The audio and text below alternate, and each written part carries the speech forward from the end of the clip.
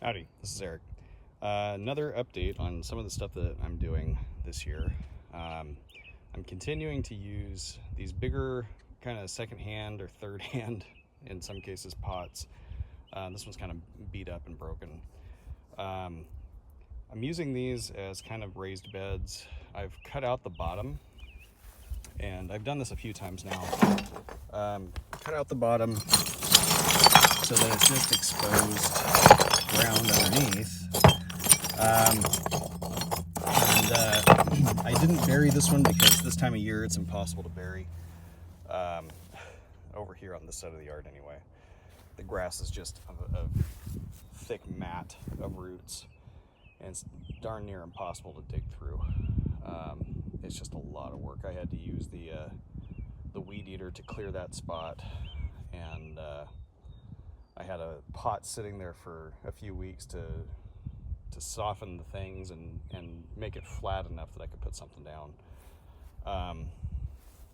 But one of the advantages that I have because of my job is I have access to a lot of abandoned or broken pottery projects because I teach ceramics. So I bring all of that stuff home at the end of the year. All the bisqueware like this has been fired once, so all of the chemically bonded water has been evaporated off, and you're left with what is essentially rock sponge. It's very porous. Some people use like expanded shale or I don't know, in the hydroponic shops there's these little ceramic beads. They're made out of terracotta, but they're fired pottery essentially. And so when I started putting this together in my head, I'm going, well, why not? That makes kind of a lot of sense. This stuff is made out of alumina, silica, and kaolin. So there's, trace minerals in it. It's got the same stuff that diatomaceous earth has, for the most part. So there's a lot of benefits to it. If you look at human history, pottery civilizations like what you find in Europe, like Rome, Portugal, Spain, Greece, or over in Asia, down in Mesoamerica, anywhere there is pottery in that civilization, some of the bigger cities and bigger population centers would have roads, right? A lot of those roads are paved with pottery. If you dig down far enough, you'll find pots or pottery shards. So it's the same concept. It doesn't hold moisture very long, but it holds enough, kind of like pumice. It's essentially the same kind of idea. And so what I'm doing is lining the bottom of my pots with it, like this, to aid in porosity and drainage. Sometimes I mix it into my potting mix for that same purpose. But also, because I have all these sharp edges, it acts as a vole deterrent. And the voles don't get into these pots. Now, over time, things may settle out, the voles may find a way in, that happens, right? If this wasn't, the beginning of summer and this ground was workable, I would have buried this pot a little bit, probably, 2 or 3 inches, maybe 4 inches, just to aid in that, but still would have lined the entire bottom with the broken pottery. And I'll be doing over the next several years, any of the low spots in my yard. I've got one spot in particular that needs drainage really badly. So I've already dug out a trench, and I'm going to line that trench with broken pottery as kind of a French drain. And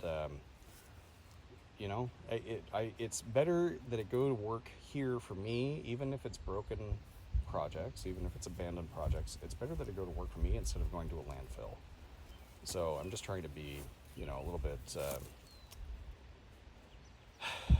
environmentally friendly.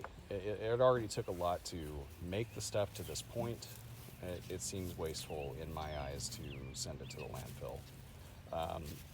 If it was glazed, it isn't going in because glazes can have different kinds of minerals in them. Most of this stuff is just, if there is anything, it's going to be like calcium carbonate or red iron oxide. So rust and broken up tums, essentially. Limestone. That's not going to hurt anything.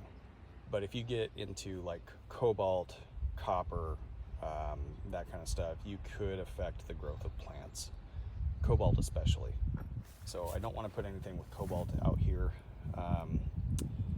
But I also don't want to put anything with glass shards in it, and that's what glazes are. They turn into glass in the kiln. So I don't want to put anything extremely sharp out here. I don't want to have to, get stitches if I go messing around in a pot.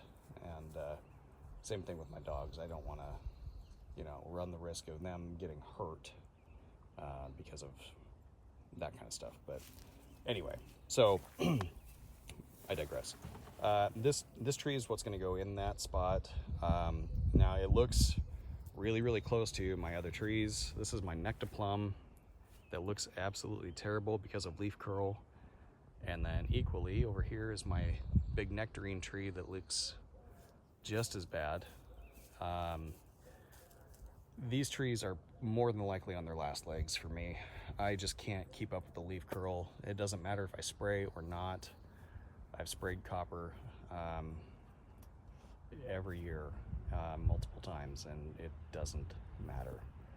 So they're just super, super susceptible, and unfortunately, they're going to come out. And we have a huge peach orchard 10 minutes from our house that we're going to go buy peaches from, nectarines from every year anyway. So there's no point in me growing peaches and nectarines.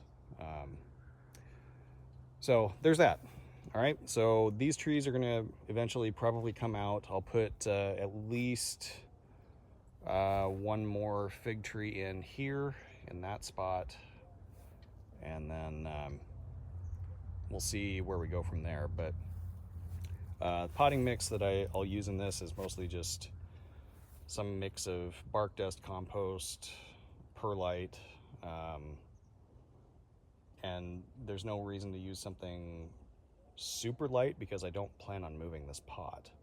The roots are going to dig down into the ground, and eventually it may need to be root pruned, and that's fine. I'll still be able to tip it over and get it with a sawzall and move things if I need to. So it should work out. All right. If you made it this far, thanks for sticking around, and thanks for watching. Take care.